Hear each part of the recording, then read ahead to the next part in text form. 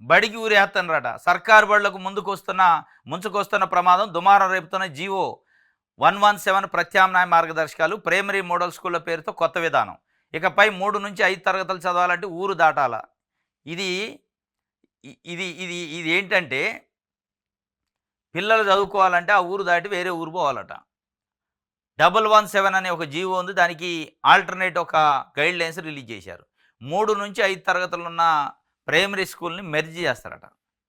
ఇప్పుడు ఆ ఊరోడు ఆ ఊరు స్కూల్‌లో చదవడు. వేరే ఊరు పోవాలి. ఒకవేళ చదవాలి గిదవాలంటే మళ్ళీ ప్రైవేట్ స్కూల్‌లో చదవాలి. లేదంటే నారాయణ, శ్రీ చైతన్య ఏడున్నాయో ఎత్తుక్కుంటూ పోవాలి. ఇప్పుడు దానికోసం ఈ ప్రత్యామ్నాయం. ఈ బడికి ఊరి దేనికి వేస్తానంటే చంద్రబాబు నాయుడు గారి గవర్నమెంట్‌లో క్యాబినెట్‌లో ఇప్పుడు ఉన్నాడు. ఎవరంటే నారాయణ గారు. చంద్రబాబు నాయుడు గారి పార్టీలో విజ్ఞాన సంస్థల అధినేతలు ఉన్నారు. భాష్యం సంస్థల అధినేతలు ఉన్నారు. ఇక వీళ్ళందరికీ లాభం. వాళ్ళు బ్రాంచ్‌లు ఓపెన్ చేసుకోవాలి. ఈయన ముయ్యాలా, ఈయన గవర్నమెంట్ స్కూల్‌కి ఊరేస్తే వాళ్ళు వచ్చి ఓపెన్ చేస్తారు ఇక కొత్తయి.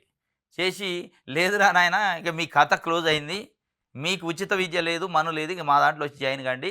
ఇక మేము తప్ప మీకు అనివార్యం. మీ ఎవడు లేడుగా, దిక్కు లేదు, దివానం లేదు.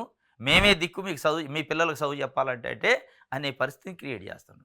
ఇక అదే అన్నమాట. ఈ ప్రత్యామ్నాయమాలు, ఈ రూల్స్, ఈ నిబంధనలు దేనికంటే ఉన్న కాస్త ప్రైవేట్ స్కూల్లో అది గవర్నమెంట్ స్కూల్‌ని కూడా ఊరేసి మడత పెట్టి ఆడబెడతారు. పెడితే ఇప్పుడు ఏం చేయాలి?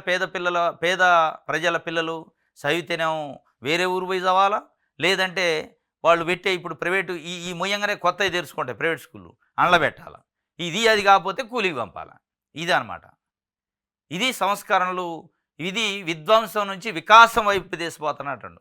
విధ్వంసం నుంచి వికాసం వైపు నిజంగానే రాష్ట్రాన్ని తీసుకుపోతే ఏం చేయాలా? ఇప్పుడు ఒక స్కూల్ ఉంటే ఇంకో కొత్త స్కూల్ పెట్టాలి. ఏం పెడతారో తెలుసా చంద్రబాబు నాయుడు గారి ప్రభుత్వంలో? ఒక వైన్ షాప్ ఉంటే 10 బెల్ట్ షాపులు పెడుతున్నారు. బెల్ట్ షాపులు వచ్చినాయి ఊర్లల్లో. స్కూళ్ళు ఏం బంద్ అవుతాయి, కానీ బెల్ట్ షాపులు పెరుగుతాయి. అవి పెట్టిండు బాగానే. బెల్ట్ షాపులు పెరుగుతాయి. బెల్ట్ షాపుల్లో అమ్మే సీసాలకు కూడా ధర తగ్గించి నాణ్యమైన మద్యాన్ని సరసమైన ధరలకు ఇస్తున్నా, తాగండి పోగండి అంటాడు.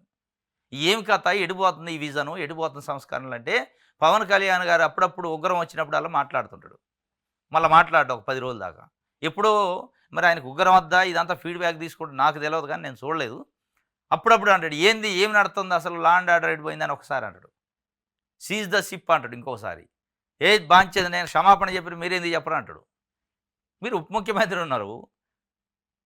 ఒక విధానం ప్రకారం పరిశీలించి ప్రతిరోజు ప్రజల గురించి మాట్లాడాలి, కానీ ఎప్పుడో నీకు గుర్తొచ్చినప్పుడు మాట్లాడతానంటే చంద్రబాబు నాయుడు గారు ఇక మూసుకుంటూ పోతాడు స్కూల్లో.